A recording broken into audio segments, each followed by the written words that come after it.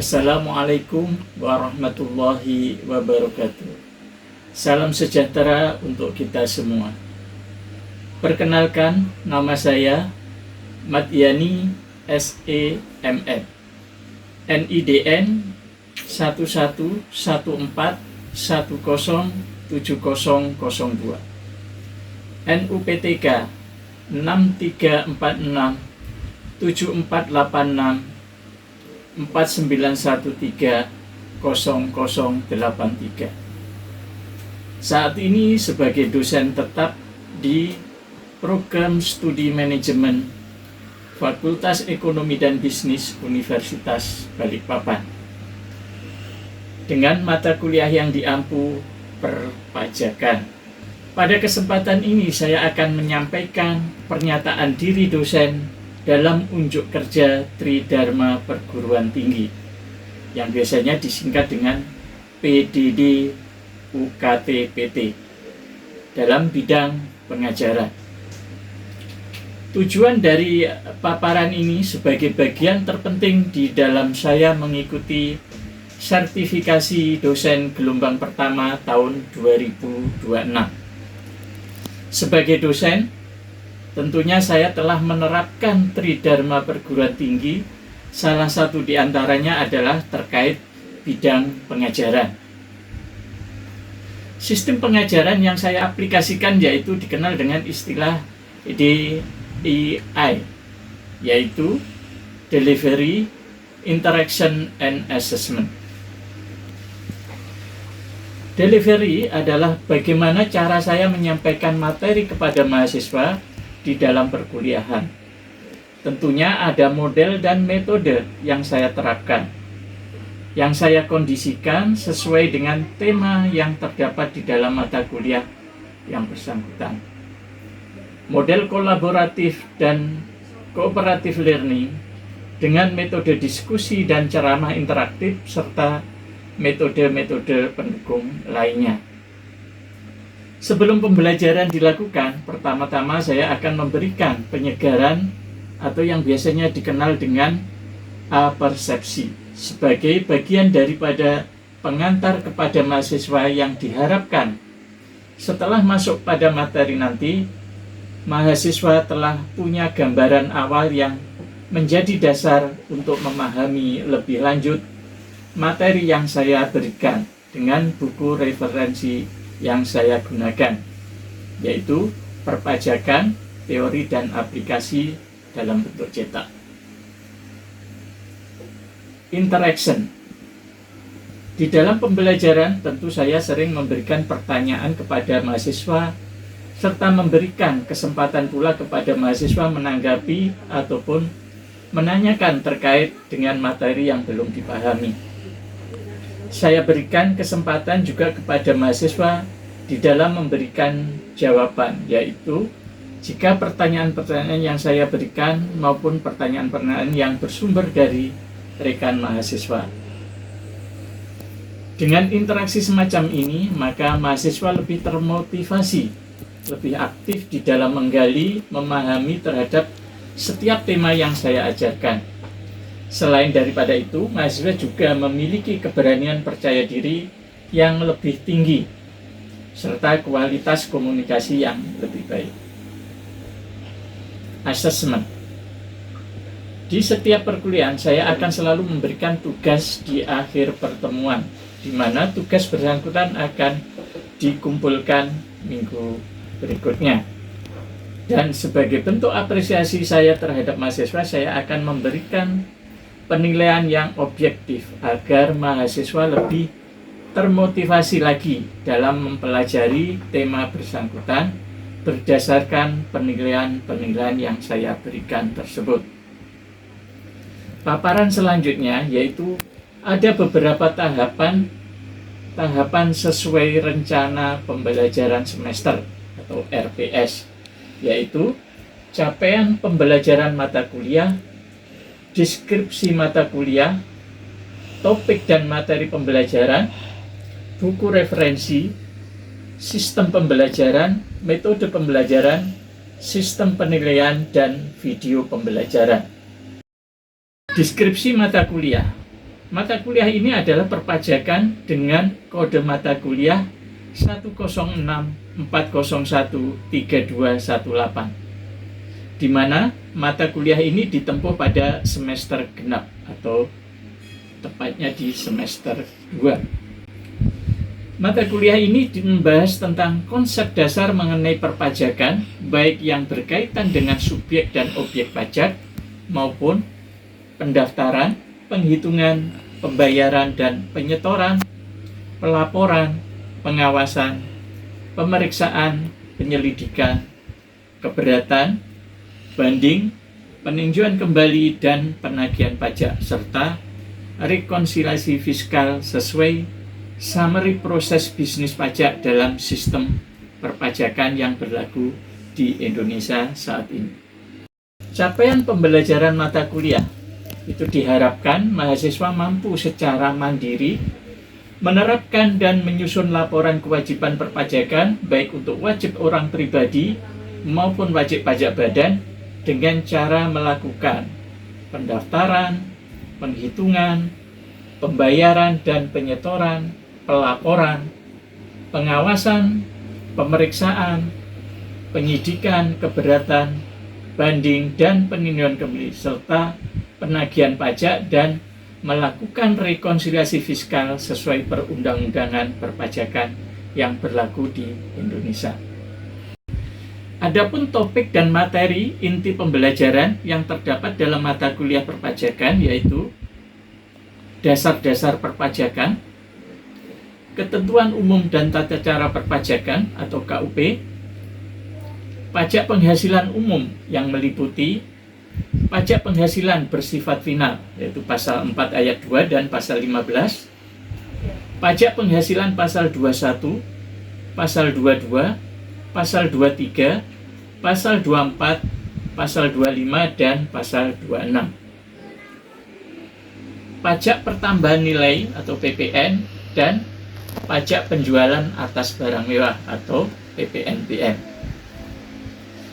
Pajak daerah dan retribusi daerah termasuk pajak bumi dan bangunan, baik sektor perkebunan, perhutanan, dan pertambangan, serta sektor perkotaan dan perdesaan.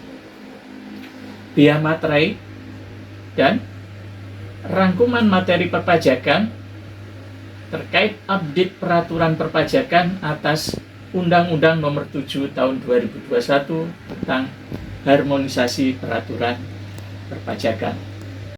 Referensi yang saya pakai yaitu buku ajar perpajakan teori dan aplikasi karya saya sendiri dan buku-buku referensi yang lain seperti buku Mardiasmo, Justinus Prastowo maupun perpajakan digital yang ditulis oleh Irsan Lubis.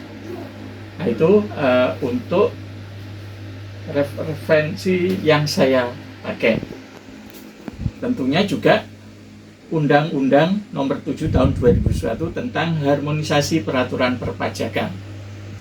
Sistem pembelajaran yang saya lakukan adalah sistem pembelajaran secara tatap muka di ruang kuliah. Tentunya sistem ini sangat efektif sehingga bisa menciptakan efektivitas di dalam perkuliahan bagi mahasiswa. Metode pembelajaran, model pembelajaran kolaboratif atau collaborative learning dan pengerjaan kasus dan soal latihan atau cooperative learning dengan metode yang saya gunakan yaitu ceramah interaktif dan diskusi, contextual learning dan problem solving learning. Media pembelajaran yang saya pakai adalah dengan menggunakan TV LCD. Untuk sistem penilaian, dalam menentukan nilai akhir semester karena mata kuliah ini dikelompokkan dalam case method, maka mahasiswa akan dinilai sepanjang semester melalui komponen penilaian dengan nilai bobot prosentase sebagai berikut. 1. Aktivitas partisipatif bobot 50%. Kedua, kuis bobot 10%. Yang ketiga, tugas 10%. Yang keempat, ujian tengah semester atau UTS 15%. Dan yang kelima, ujian akhir semester dengan bobot 15%. Berikut adalah video pembelajaran. Pada bagian video pembelajaran ini, saya akan menampilkan video singkat pembelajaran saya dengan mahasiswa dalam pertemuan ke-15 atau pertemuan terakhir perkuliahan di semester genap ini dengan materi tentang rangkuman materi perpajakan dan update peraturan perpajakan atas Undang-Undang Nomor 7 tahun 2021 tentang harmonisasi peraturan perpajakan. Silahkan disimak video pembelajaran berikut ini. Assalamualaikum warahmatullahi wabarakatuh. Selamat siang ya, salam sehat semuanya. Hari ini kita pertemuan terakhir di semester genap ini. Jadi kalau di kalender akademik ini pertemuan ke-15. Jadi materi yang saya sampaikan terkait masalah bagian dari rangkuman teori perpajakan yang selama satu semester kemarin dari pertemuan 1 sampai ke 14 sudah Anda pelajari dan sudah saya jelaskan. Nah, ini di penutup perkuliahan, ini rangkuman dari materi-materi sebelumnya dan update dengan peraturan yang terbaru. Nah, mungkin saya ambilkan dari ini Undang-Undang Nomor 7 tahun 2021 mengenai harmonisasi peraturan perpajakan. Nah, poin-poin di sini ini sistematika dari Undang-Undang Nomor 7 tahun 2001 itu perubahan dari keseluruhan peraturan. Saya sebut juga sebagai undang-undang sapu jagat terkait dengan keadilan, keselamatan, efisiensi, kepastian hukum, kemanfaatan dan kepentingan nasional. Ya, tujuannya yaitu meningkatkan pertumbuhan dan pertumbuhan perekonomian. Seterusnya nanti bisa Anda baca di Undang-Undang Nomor 7 tahun 2001. Poinnya, ruang lingkupnya ini perubahannya PPh berlaku tahun pajak 2002 itu terkait tarif ya, batasan. Mungkin nanti detailnya ada. PPN juga mulai 1 April 2002 itu berlaku tarif 11%. Dan perubahan Undang-Undang KUP, Ketentuan Umum dan Perkara Perpajakan. Terus perubahan sukarela pajak karbon yaitu mulai 1 April 2022 dan perubahan di Undang-Undang Cukai. Mungkin kaitan cukai nanti bisa ditanyakan apa itu yang berubah. Nah, untuk ketentuan umum dan tata perpajakan itu perubahannya di sini, penggunaan NIK sebagai NPWP orang pribadi. Itu untuk mengintegrasikan basis data berkaitan dengan segala wajib perpajakan dan mempermudah wajib orang pribadi dalam melaksanakan pemenuhan hak dan kewajiban perpajakan. Nah, ini untuk pajak internasional, itu ada asistensi penagihan pajak global, ada dengan pemberian bantuan masalah ini. Kalau memang dari pajak di luar negeri susah penagihannya atau bagaimana itu ada kemudahan. Ini ada asistensi penagihan pajak global. Terus mutual agreement prosedur dan konsensus pemajakan global. Mungkin ini yang terkait dengan pajak internasional. Terus penegakan hukum pajak ini terkait yang bermasalah dengan pajak, ini kaitannya dengan penyidik pajak itu ada penambahan kewenangan. Jadi Anda tahu bahwa di KUP itu ada perubahan-perubahan terkait sanksi, terkait masalah tadi pidana pajak dan sebagainya. Tapi kalau wajib pajak nggak ada kaitannya dengan bermasalah dengan pajak ya aman saja. Terus berikutnya ini bagian dari rangkuman ya tadi yang pidana pajak. Untuk pajak penghasilan, perubahannya ini terkait pemberian natural atau kenikmatan dari dapat dibayarkan oleh pemberi kerja dan merupakan penghasilan bagi pegawai. Jadi ini gray area. Jadi pengusaha kemarin banyak menyiasati supaya karyawan itu tidak dikenakan pajak terkait penghasilannya, terkait tunjangan makan, maka dikasih catering. Jadi kalau dikasih konsumsi, misalkan dikasih voucher bisa tukar sembako, itu nggak kena PPh. Tapi kalau karyawan dikasih tunjangan makan dalam bentuk uang cash, itu oke pajak. Nah, misalkan tiap hadir kasih 25.000, itu oke pajak. Nah, di sini ada kebijakan pajak atas natural dan atau kenikmatan, itu lebih jelas. Jadi kalau memang betul itu yang menambah kekayaan, seperti itu tunjangan berupa uang dalam bentuk terima uang tunai, itu bagian dari objek pajak yang dikenakan. Nah, ini batasan tarif orang pribadi.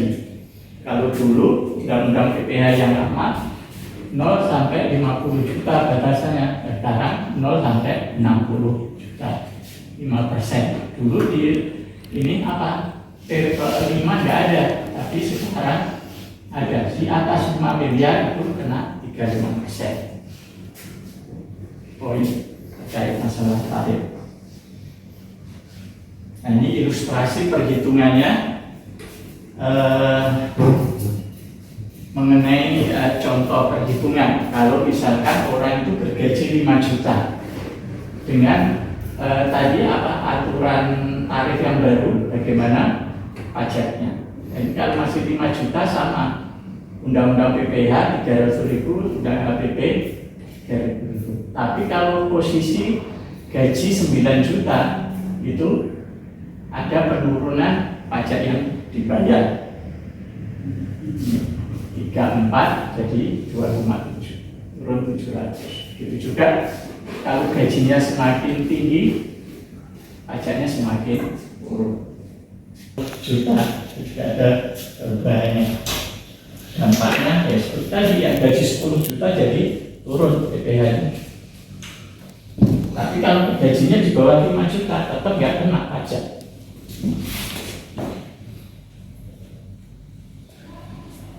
Nah, ini tarif PPh untuk badan dari perusahaan. Jadi kalau dulu undang-undang yang lama 22%, tahun 2022 20%, dan di tahun 2002 mulai 22 sampai sekarang 22% tarif.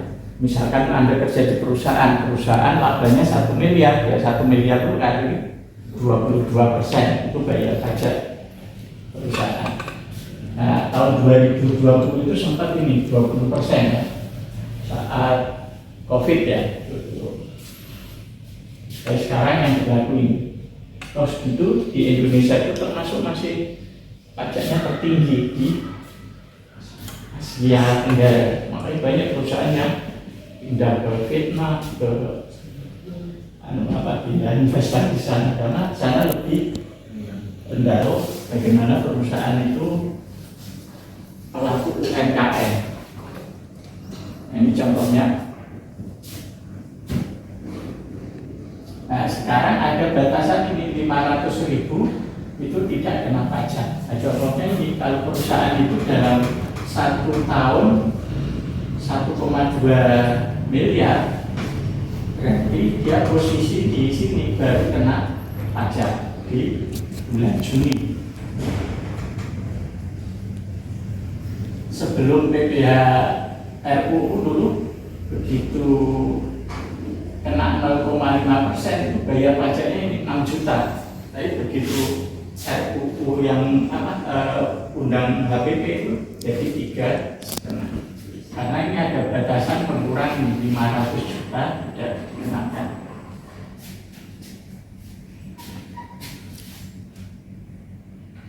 Nah, untuk PPN itu ada pengunduran objek PPN dan pengurangan atas pengunduran dan harga PPN, terus badan kebutuhan pokok, jasa darat, jasa pendidikan, pelayanan sosial dan beberapa jasa lainnya itu tidak kena PPN. Kalau ini mungkin nanti bisa dilihat di tarif PPN di objek yang dikenakan PPN dan objek yang tidak kena PPN. Nah, terkait tarif ini yang terbaru. Dulu tahunnya mungkin ada PPN itu 10%, tapi mulai 1 April itu 11%. Terus, nah ini harusnya kemarin 1 Januari 25 itu sudah 12%. Karena kemarin banyak penolakan, jadi tetap 11% sampai sekarang. Itu historisnya terkait tarif PPN yang dulu 10% jadi 11%. Pajak karbon, nah, ini dikenakan atas pembelian barang yang mengandung karbon dan aktivitas yang menghasilkan emisi karbon. Ini kemarin masih ada ini undang-undang pembuatan peta jalan pajak karbon dan peta jalan pajak karbon. Tarifnya Rp30 per kilogram karbon dioksida ekuivalen. Nah, ini cukai. Nah, cukai ini juga kaitannya dengan era sekarang. Mungkin sebagai yang merokok elektrik, vape, nah ini kena sekarang. Karena dulu kan tahunya cukai tembakau itu rokok sigaret itu lah, yang pabrik keluarin rokok. Terus sekarang ada rokok elektrik, nah itu bagian dari yang diatur di cukai. Ini terkait sanksi-sanksi cukai. Mungkin itu terkait masalah undang-undang nomor 7 tahun 2021. Saya buka sesi tanya jawab, silakan yang ada yang tanyakan. Ya, pertama sih yang tentang NPWP. Ya, misalkan kalau misalkan kita belum ber-NPWP, apakah kita bisa memakai NIK di KTP kita? Ya. Kemarin ada kebijakan kita harus mensinkronkan data kependudukan kita dengan ke kantor pajak. Yaitu gunanya untuk itu. Tadi di awal ya, penggunaan sebagai NPWP orang pribadi ini bisa. Jadi kalau Anda sudah berpenghasilan, ya kalau sekarang mahasiswa mungkin belum punya NPWP, belum punya penghasilan, ya nggak perlu. Tapi kalau Anda sudah lulus kerja, sudah dapat penghasilan, otomatis Anda tidak perlu mengurus NPWP, bawa aja KTP-nya ke kantor pajak, nanti sudah disinkronkan. Baik Pak, terima kasih. Ya. Pak, mau tanya Pak, Ya. Terkait dengan pajak karbon. Ya. Bagaimana pajak karbon ini bisa terkait dengan masalah dalam pajak Pak? Jadi kayak ini kita melihat dulu bahwa pajak emisi karbon itu kaitannya dengan masalah green energy, ya, dengan masalah lingkungan. Nah, di dunia ini itu kan sudah pencemarannya sangat tinggi. Makanya di luar negeri juga sudah berlaku untuk industri-industri yang mengeluarkan emisi yang potensinya itu bisa merusak lingkungan, polusi, itu dikenakan pajak. Kalau dulu nggak ada, memang dulu kalau industri PLN ya mungkin terkait bara yang dipakai itu yang dipajaki ya. Tapi sekarang asapnya yang keluar itu yang ya mungkin lewat berapa bara yang dipakai ini potensinya menghasilkan berapa emisinya yang ekuivalen dengan karbon dioksida. Nah, makanya itu kemarin di pajak juga harus menyiapkan orang-orang yang kompeten di situ di pajak. Ya, mungkin nanti Anda bisa kalau tertarik dengan pajak coba ambil profesi yang kayak pajak karbon. Kedepannya ya itu juga sama seperti kalau sekarang arahnya bukan ke bahan bakar fosil tapi ke listrik ya. Jadi sekarang mobil listrik ya. Listrik kendaraan juga banyak yang Ya. listrik kan Pak. Ya, itu kayak ada kaitannya ya, antara mobil listrik dengan pajak karbon yang dilakukan. Baik Pak, terima kasih Pak. Ya, lanjut lagi. Tadi Mas Dewa Pak. Sadira. Kemarin cukai Pak. Ya. Kalau misalnya dampak kenaikan tarif cukai bagi masyarakat itu enggak Pak? Nah, ini terkait cukai. Ya, ini kaitannya cukai rokok tadi ya. Sebetulnya dulu orang merokok itu harga berapapun nggak pengaruh, nggak terasa tuh bayar pajak. Padahal kalau sekarang cukai itu kan tinggi. Ya kalau namanya orang merokok sudah apa ya, jadi biarpun angka ini nggak terasa. Padahal perubahan harga sigaret itu kan tinggi ya. Yang dulu berapa saya bukan merokok jadi nggak hafal harga rokok itu. Ya ini juga kaitannya kebijakan negara. Kalau itu apa tidak diatur, begitu protes sudah rokok haram, sudah biar nggak bisa. Jadi memang negara berkepentingan dengan masalah cukai. Ada lagi? Bapak, Ya. bagaimana terkait pelaporan untuk SPT bangunan orang pribadi? Orang pribadi ya. Kalau orang pribadi itu kan ada per 31 Maret itu Anda harus lapor SPT BPH orang pribadi, itu batas akhirnya 31 Maret. Kalau badan itu April. Itu di praktikum ya, kalau yang ngaku saya itu sudah saya ajari terkait lapor untuk wajib pajak orang pribadi maupun badan. Di batas waktunya itu. Nah, itu biasanya untuk orang pribadi ya karena sudah punya ini bukti 1721A1 dari perusahaan. Karena perusahaan menentukan itu. Anda terima itu baru bisa Anda lapor namanya SPT orang pribadi. Formnya 1721. Tapi sekarang semua serba online. Jadi nanti Anda bisa akses di pajak Go.id dan lengkap. Ada lagi? Ya, silakan. Terkait PPN, apakah semua orang pribadi wajib membayar PPN, Pak? Nah, untuk PPN itu dikenakan sebagai end user, pemakai barang. Kalau Anda beli barang, Anda konsumsi, Anda pakai, Anda wajib nanggung PPN. Tapi kalau Anda beli barang, Anda jual lagi, itu bisa dialihkan ke orang Anda, jual barang lagi, include ditambahkan PPN. Contohnya Anda ke Matahari, di baju Anda pakai, otomatis di situ kan ada sekarang harganya tambah VAT 11%, itu dulu 10%. Nah itu Anda harus bayar harga plus PPN. Kalau nggak dibayar, ya Anda nggak boleh bawa bajunya. Ya, memang. Tapi kalau baju itu Anda jual lagi, beli 100.000, Anda jual 150. Nah situ sudah hitungnya, ini sudah mengcover PPN. Dan nanti yang beli terakhir itu yang menanggung PPN. Itu prinsipnya PPN.